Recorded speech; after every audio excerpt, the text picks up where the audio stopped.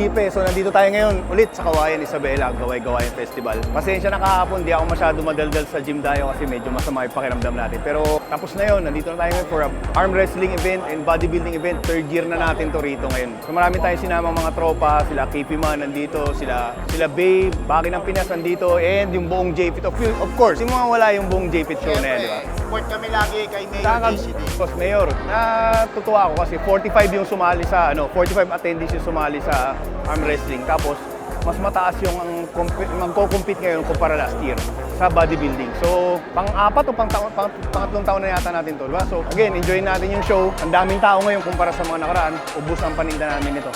GG. Bagong release, may dinumihan. Kuya B, then kay Kipiman. Kipiman. Uy! Hindi ito pala yung idol ko. Kamusta? Sali ng sali. Hanggat kaya pa, pentel pen. Wala akong pentel pen. Mamaya pirmahan natin to. Tayong picture lang muna. Sali mo yung sali.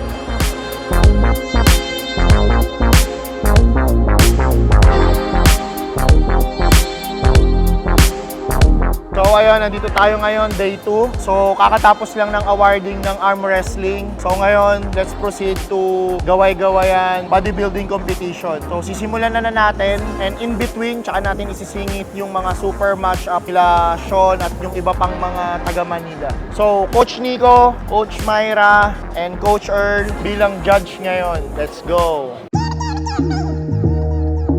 What's up mga ka-basic? Coach Chipe with Mayor JCD. Pang-apat na taon na to. Kung di ako nagkakamali, yung unang taon sa bahay niya ginawa. Tapos ito na tayo ngayon, sobrang dami ng tao.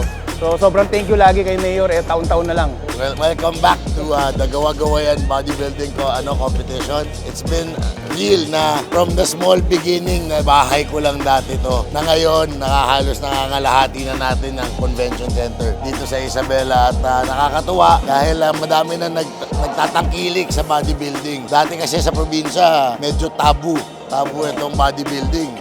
Buti ngayon dahil sa nauuso na at lagi nang nasa internet ng fitness, madami na rin tayo naihikayat na maging health conscious, and lalo-lalo na ito kasi talaga promotion is for health.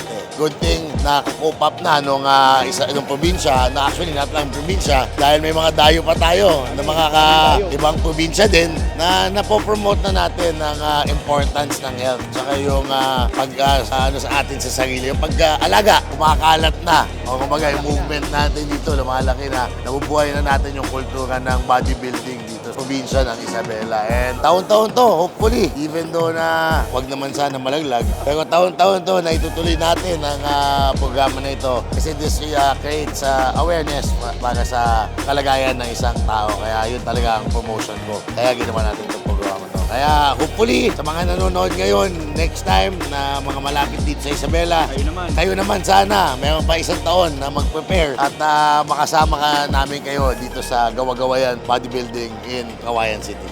Thank you, Mayor. So, sobrang thank you na sinusuportan tayo ng Mayor dito, kaya lagi tayo may palaro dito, okay? Sabi niya, next year, kayo naman ha, naantay namin kayo lahat. Next year, meron na ulit yan. GG. Hindi matutuloy itong programa na ito kung wala po doon sa buong team ng Supplement Hub. Napaka-overwhelming po yung turnout natin ngayon taon na ito. Nung nalipat po ako dito sa probinsya nung taong 2015, hindi pa po uso ang fitness sa probinsya. At nung nabigyan po ako ng panahon, ng tsansa na ma-introduce ang bodybuilding dito sa lungsod ng Kawayan, ay inoohan ko agad yun dahil dun sa barkada ko na si JP Up, yun po yung isa sa owner ng Supplement Hub, at naging sponsor ko din po kasi siya nung panahon na ako yung nagko-compete ng wakeboarding. At sabi ko, sige JP, subukan natin. Maganda i-introduce yan sa probinsya ng Kawayan to create awareness dun sa ating health. So in this way, at least po, nabuhay natin yung community dito sa lungsod ng Kawayan na madami na pong self-aware dun sa kanilang health. Kaya patatawag kong successful na itong programa na ito, hindi lang dahil sa dami ng mga sumali, ngunit nagkaroon na ng movement dito sa probinsya na aware na lahat ng tao na importante ang fitness at hindi na rin tabu ang malalaki ang katawan. Ang nakakatuwa po ay dumadami pa lalo ang ating mga contestant. And sa ating mga contestants, congratulations. Alam ko ang hirap, ang dedikasyon, ang oras, self-control.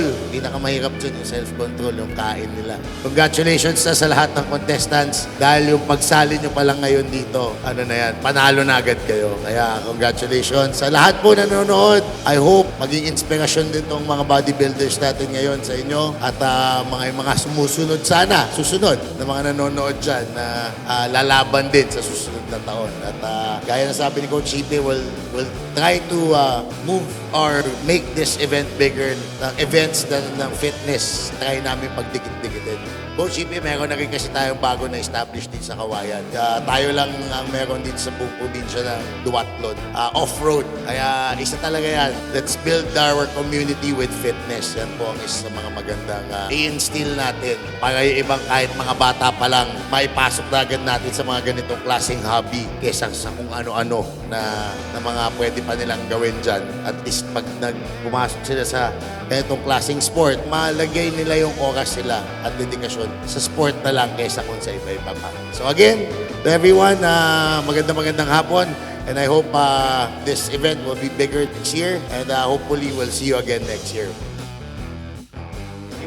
Akala ko na way back 2005. So natutuwa si Coach ngayon na until today, ito pa rin siya, di ba? So parang gusto mo na bigyan ng special award sa longevity award kasi nakaka-influence siya sa mga tuloy-tuloy pa rin yung compete. Coach, si Omayo na ba?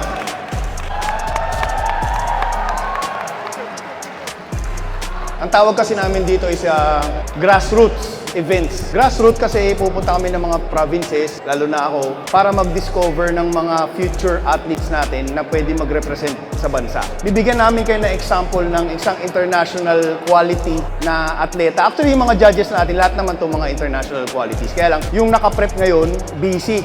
Actually, hindi niya kaalam-alam to.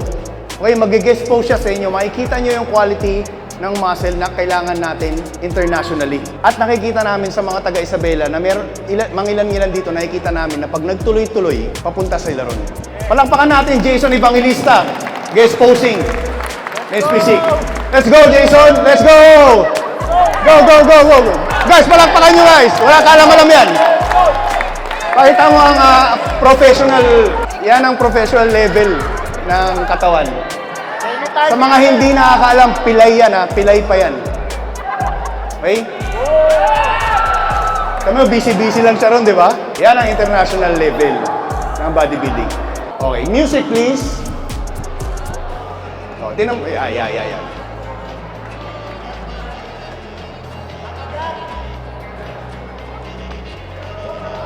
Palakpakan nyo guys, palakpakan nyo.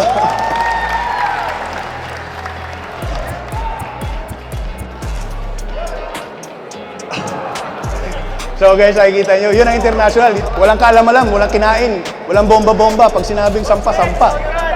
Hindi. Ano na ako, retired na tayo dyan. Ha? So, thank you, Jason Evangelista. Hoy, manahimik kayo. Start na. Okay, tapos na. Awarding na lang. Then overall, nakita natin na yung mga lumaro last year, nadagdagan. Pero naglaro pa rin yung mga taga rito last year. Naalala ko, 2 years ago, ang dami ko pang dinalang batang hipe galing Manila para lang dumami yung mga competitors dito. Pero ngayon, wala akong dinala. Kasi isa lang yung client ko, taga rito pa. So, lahat ng mga to, taga rito na lahat or malapit na. At this point, let's award So, tuloy-tuloy na to. Next year, laban juniors naman. category. Obsession's gonna be talent every time. You got all the talent in the world, but are you obsessed? Is it all you ever think about? So let me ask you again, do you love this game? I gotta cut to the chase. Everyone give me some space. Don't fall out, we fall into place. Every step walking with grace, amen. Keeping my foot off the brakes. Impact, I'm ready to brace. We fall down and land on our face. Just to get up and finally escape. Wait, boom, boom. Baby, I'm trying to get paid. Legends don't die in a grave. They live through the story they made, okay? Boom, boom. Baby, I'm trying to get paid.